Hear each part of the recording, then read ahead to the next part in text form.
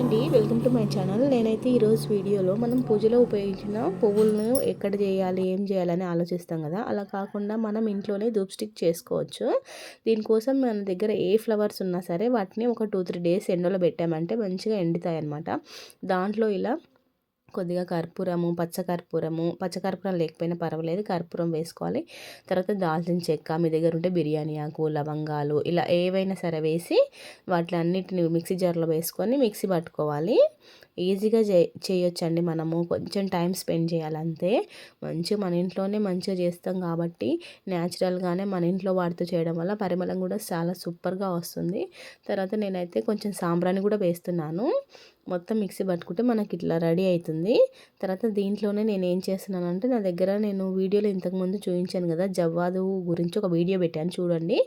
ఇది జవ్వాదు, దీన్ని కూడా కొంచెం వేస్తున్నాను. పరిమళం మస్తు ఉంటుందండి, స్మెల్ మాత్రం సూపర్ ఉంటుంది, అందుకే వేస్తున్నాను. తర్వాత ఒక స్పూన్ నెయ్యి అయితే వేసుకోవాలి.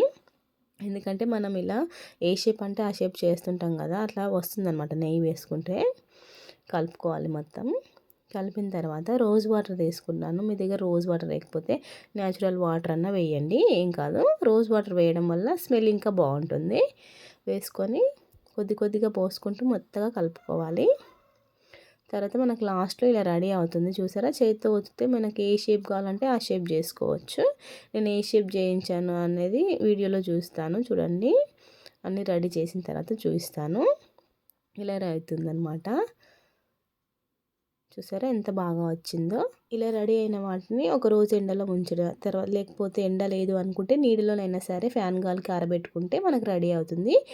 వీడియో నచ్చితే లైక్ చేయండి. ఇలాంటి మంచి మంచి వీడియోస్ కోసం మన ఛానల్ అయితే తప్పకుండా సబ్స్క్రైబ్ చేయండి. ఇంకా మన ఛానల్లో చాలా వీడియోస్ ఉన్నాయి, అవన్నీ కూడా ఒకసారి చూడండి.